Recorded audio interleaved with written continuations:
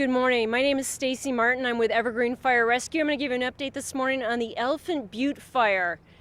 The fire started yesterday about 2:45 p.m. We received numerous 911 calls because of a smoke plume. Firefighters jumped on it very quickly last night. We was able to stay to about 50 acres. We don't have an update on size as of this morning. We were waiting a flyover. Crews are returning today to try to get some work on some hot spots. We're also bringing in some more air support for some water drops. The goal today is to keep it within a box, to keep it contained. We know there's more warm weather coming tomorrow and the next day, so we want to really get some hands on it right now. Good news, no injuries, no structures lost. Today is going to be a hard day, and we're going to hit it and go after it.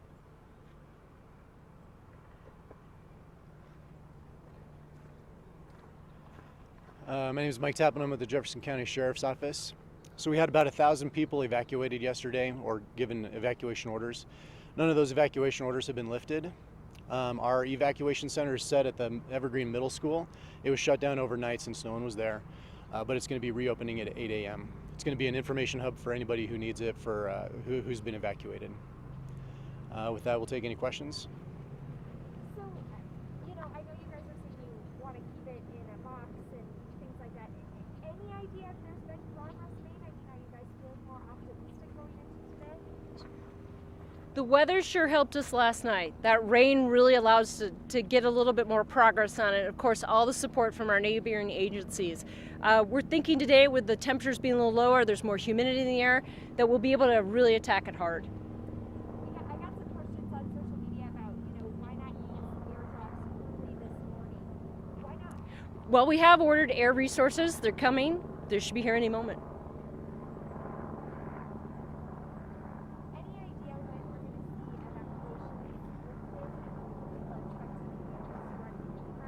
evacuations? So I know evacuations are being monitored. As soon as we're able to let people back in, we will do so. I do want to say that we are in a stage 2 fire ban, so this is just a good reminder as to why we're in that fire ban, trying to prevent any sort of fires. So please adhere to that. Just as far as we've had a couple residents come up asking us questions we don't necessarily have the answer to. With the middle school opening at 8 a.m., will it be open all day for residents to be able to come and get their questions answered?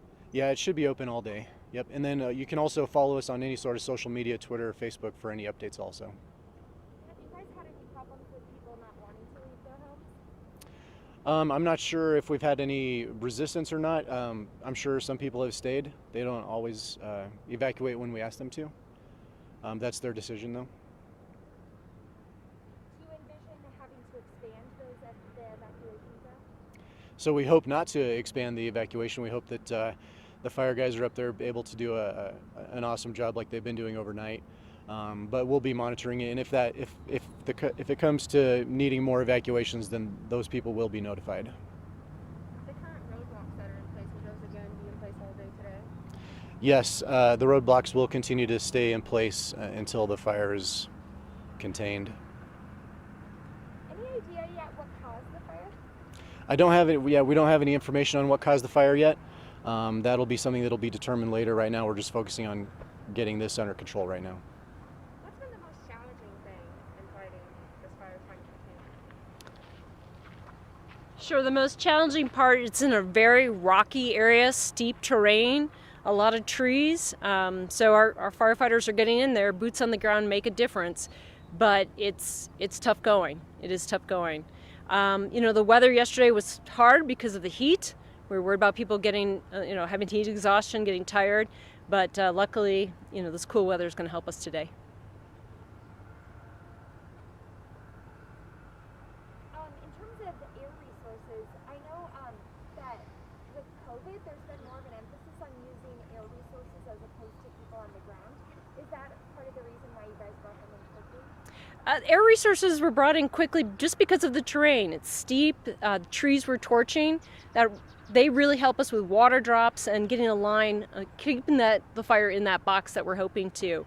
COVID, we do have measures in place for that. Crews are staying together. We're trying to keep spacing between not home agencies, and so it's part of our safety briefing. It's part of everything before they walk into the forest. They know they've got to be prepared for that. concerned to go to the shelter even if they need it because of social distancing? Are those measures in place? Absolutely. There are safety measures in place at the shelter. And I know you guys have said there's about 100 firefighters on the ground. Can you give us a sense of where those are coming from? Is it all local agencies, anything from out of state? You know what? We've got folks coming from all across the state. We had a hotshot crew come in from South Dakota. Luckily, they were already staged in this region, so they were able to get in last night. They were actually the ones that spent the night on the fire, kept an eye on it for us all night long. Most of the mountain agencies up here are volunteers, so these are neighbors helping neighbors. So it's great to have other agencies come in and support us, but these are folks that are leaving their day jobs to fight the fire. So we do really appreciate all the assistance and the help. I guess my question would be, for folks that are just waking up this morning, they're nervous about their homes, what would be your message to them? You know what? We've got engines in place for structure protection on the side where most of the homes are. So we feel really confident that we can jump on it today. There was a few torching trees overnight. We hope there was not much slop over. Again, we'll have a flyover here shortly and have a better idea. But we feel confident that we've got enough boots on the ground that we can keep homes as safe as possible.